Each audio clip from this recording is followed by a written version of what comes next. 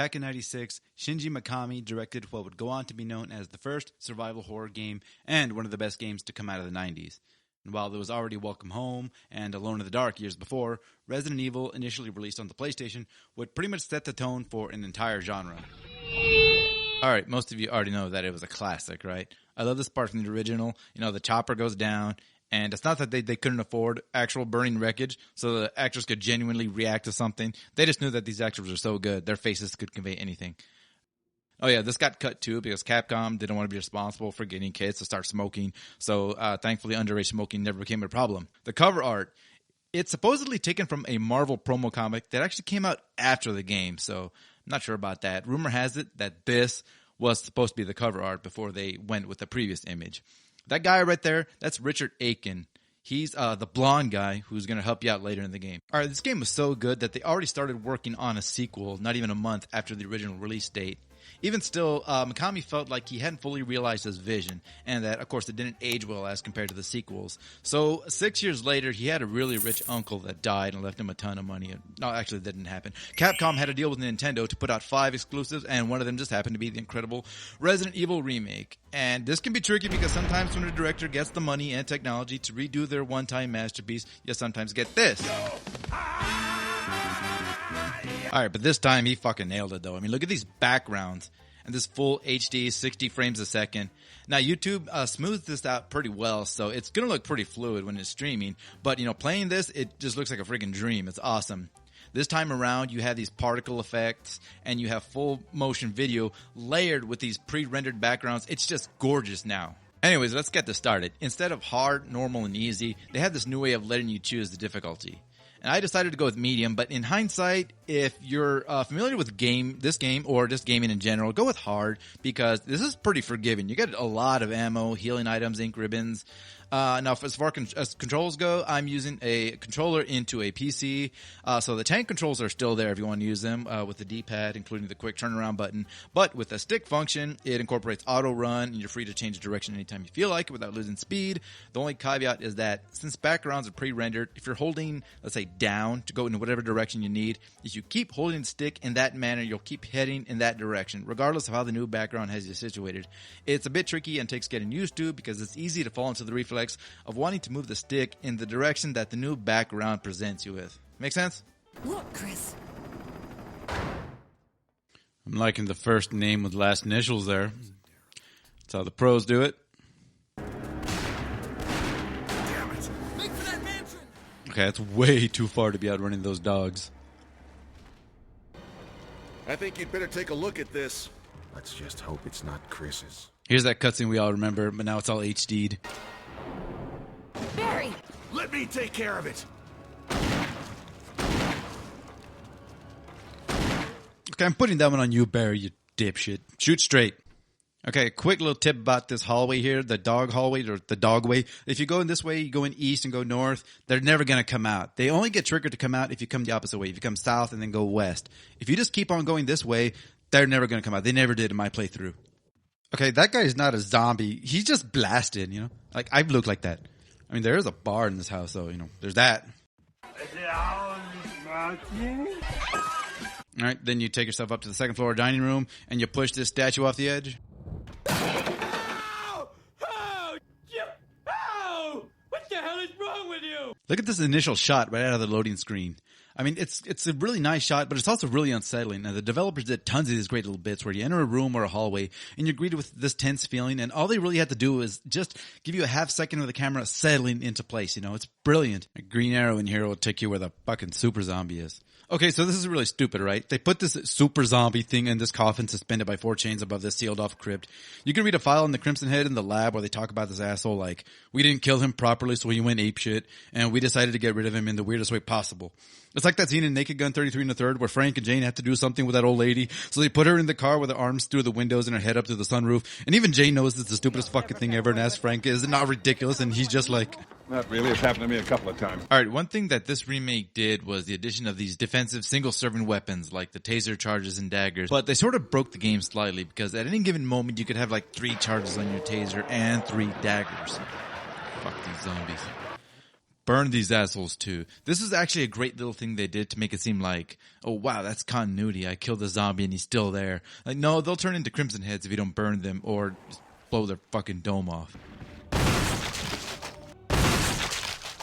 This guy makes a comeback and it's a pointless enemy if you ask me.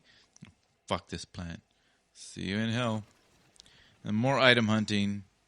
And you blow the whistle and the doggo jumps up to the second damn floor. Fuck these dogs. The collar has the fake key on it. Use it to get the real key. Alright, you go out here and there's crows naturally, right?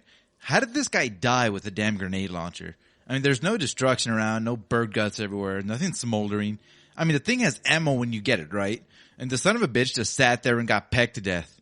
He doesn't even look that worse for wear, so did he just sit there and, like, he didn't have water? He sat up there and just died of thirst? Alright, we go into this room and there's Richard just Cadillacing on the job. He's probably drunk. You gotta go get him the serum because he tried to take on this, like, 30-foot snake with fucking fangs the size of steak knives. And naturally got the shit bitten out of him. And it had to be poisonous. Poisonous? Richard, hold on. Bring me serum. I saw some, but didn't bring any. And you don't take a syringe, so I'm assuming he drinks it. And there's no accounting for dosage, so I guess, like, to be on the safe side, he just drank it all. Alright, let's do a boss fight. One thing I really like here is this animation. It's the only time it's shown in the entire game, I think, but I really like it. I don't know why. Alright, and Richard starts to sober up here, and he comes to help you out. Payback time.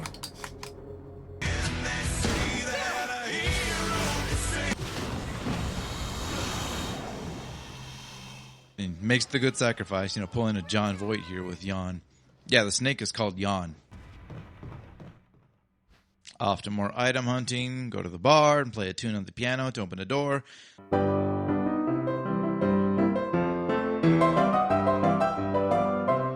Switch emblems and take this gold one back to the dining room and you get a key. Go to this classic reworked puzzle room to get the last death mask. Aw, damn it! Now you're ready to go take down that super zombie. Now he's going to be pissed because he's been locked up there for God knows how long, and since he can't really die per se, he's just been stewing about getting his fucking revenge on the first person he sees.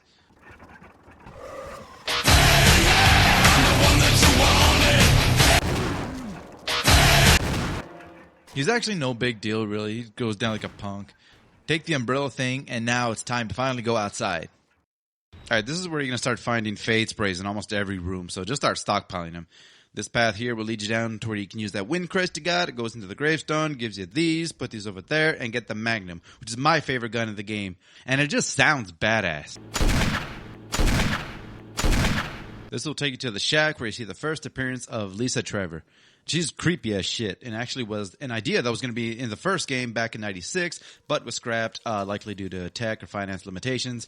And it kind of set the tone for how Mr. X and Nemesis were persistent and popped up when you least expected it in parts 2 and 3.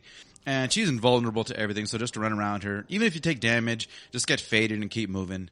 Now you can use that square crank to drain the pool here, and you can tell this did not get the HD treatment. I don't know why they cut this one scene out, but it looks pretty rough, but that's one of the few parts that didn't get the upgrade. Alright, now we get to the guardhouse, which is pretty much spider hell. It's a horror game. You need giant spiders. You just do. Or fantasy games, or horror, fantasy horror. The goddamn dragon had giant spiders, and I don't make the rules. Fuck these spiders. Barry's getting his ass forced to do something against his will. Then you walk in. Get the key from the head and go back to that room, 001. Enter the bathroom.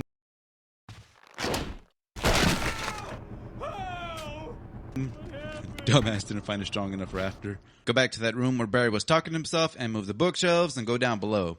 Over the crates and down into the aqua ring. Usually you can run and get away from these sharks, but they may get one bite in, but that's nothing to worry about. And besides, you have all those fade sprays and herbs. Now you gotta make sure to hit all the right switches while the shark tries to go all deep blue sea on your ass. But it's easy enough, then go out to see these dumbasses flopping around.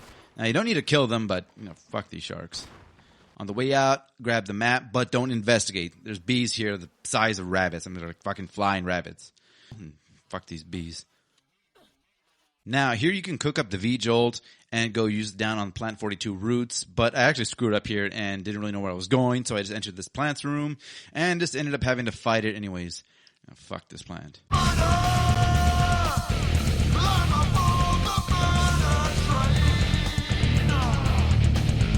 Get that key, and now it's time to go back into the house.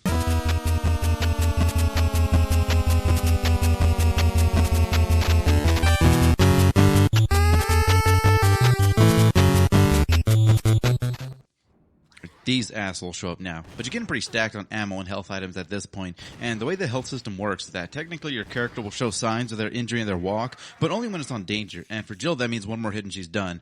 She could be walking fine on critical, and since Hunter's hit hard enough, the game will register that he took enough damage to where the next hit will trigger a death animation, which is directly linked to a game over. And this will happen even though you're not limping and could conceivably dodge that attack. I don't know, just take it up with the hitbox gods. Just heal whenever you take a hit, which shouldn't be that often as is. More item hunting. Inspect this book to get a very important medal here. Then to the second floor basement grave, and not to be confused with the first floor. Yeah, I have no idea why they buried him like that. I mean, I know they wanted to remove all traces of the Trevor family, but you know, why put up a stone? Why not just incinerate his ass? And then it's time to finish off Jan once and for good. This doesn't always happen. It depends on how you enter the room. I was on the second floor, and he knocked my ass off. Oh well. Hope you made your peace with God, Jan. Now use that battery you've been carrying around the damn house on the elevator. Go back and raise the water. Go through that opening now that was behind the waterfall and down the ladder. Alright, you go in this door and you'll find Enrico there. Or Enrico, dealer's choice. Enrico's? Yeah? You're alive. Stop! Are you with anybody, Jill? No, but why? The stars are finished. Someone is a traitor. Umbrella set us up. And this is fucking hilarious because he had to have seen the shooter, right? Turning the corner. And he's all calm about it. He wasn't like, no wait! He just sits there and just accepts his fate. Fuck this boulder. Now you're ready for another boss fight with a big old spider, which is named Black Tiger of all stupid things. I mean, maybe there was a file I never read where they talk about why it's named this, but I had to look it up. Anyways, fuck this spider. You blow it away, leave the room, and re-enter to avoid all the little spiders that spawn. So here's Barry at this elevator, who must have just spawned out of thin fucking air because nothing else explains his appearance. Since you came into the only entrance, God just fucking poofed his ass there. And then he becomes a total little bitch. Look at this shit. Makes you do all the work, then he totally bails and leaves you there with nothing. Usually he leaves like phase sprays or something, right? Alright, you go into this little network of tunnels, you run into Lisa a few times, just dodge your shit. Eventually get this thing out of the jewelry box, combine this with the second umbrella medal, don't put the doorway under the stairs, back in the mansion main room. Alright, down here you're gonna run into a freaking backstabbing Barry again. The dude bailed on you. And it's like, dude, we know you're a cop and you want to shut up about your damn gun and you're fucking hiding it. I was worried, because I thought you were... Boom, son! Then Lisa comes out, and I trusted him and gave him back his gun. You don't have to, but it helps speed things up here, knocking these stones off. And he can actually die here if he gets hit. I don't even know that, but luckily he didn't on my playthrough. Alright, now we finally get into the last portion of the game, is the labs. This is kind of stupid. You got this super secure door right here, right? And it's so fucking secure, it never opens. Like, ever. The developers wasted resources creating this door, and this prompt, oh well. Use those metals to open up the fountain to the entrance to the labs. Okay, this is pretty funny. Like, these are labs, right? But, I mean, it's good for a horror game, you know? All these dank hallways and shit lighting and leaking pipes. Probably smells like shit. It sure as hell doesn't remind me of labs, though. I mean, when I think of labs, I think of, like, Cyberdyne in Terminator 2 or the Institute from Fallout 4. Like, you know, clean facilities with cutting-edge tech. This looks like Hostel. Anyways, go to the computer, enter the codes to unlock the doors. The first code was actually pretty clever when it came out back in 96, because then in 98, Ada was an actual character that tied back to the original. But the second one is cell. Like, fucking scientists in a lab. When you, like, put something no one's gonna guess, right? It's like chefs locking their desktop and the password is like food, you know? Anyways, we start using these Mo discs. They're mainly useful if you want to save Chris and get the good ending. If you don't care about them, you know, fuck them. You don't really need them. Once you've unlocked the doors, you can go up here to level B2 and check out the slideshow. And it's really funny because you can just imagine how it was pitched. Like, they were making these BOWs to be sold as weapons to the military, right? Like when Justin Hammer was pitching his weapons to Rhodey. The military's like, all right, what do you got? And it's like, we created a pissed off dog and like a pissed off shark and a battle toad. The military's like, you spent millions and took years making these ridiculous things. Why not just like drop a bomb? Like, do these things blow up? Do they spy, carry weapons? They're just pissed. I didn't build a fucking thing! Okay, so you go down to the bowels of the lab. More creepy horror shit, right? Heavy machinery, steam and fire, boiler room. Freddy Krueger shit, basically. This is where you meet one more of Umbrella's stupid-ass BOWs, the Chimeras. And the quick tip, as long as you keep moving, you will not get hit by these things. It's only when people stop to get their gun up. However, you're gonna have to go back through these boiler rooms with some really hazardous shit that can blow up at any second. So it's best to blow these fuckers away now. And you have tons of ammo anyway, so just fire away. Anyone else with a comment? Alright, now, so you go into the lab with Wesker, and Barry's there, and the tyrant bitch slaps them, and you have to take him out. And again, he's no big deal, mainly because, like I keep saying, you have so much ammo and so many healing items that it's not that big of a deal. Go rescue Chris, and then head up for the elevator for the final fight. Now, if you kept Barry alive, he's gonna make this fight pretty easy. Trinity! Help! Dodge this.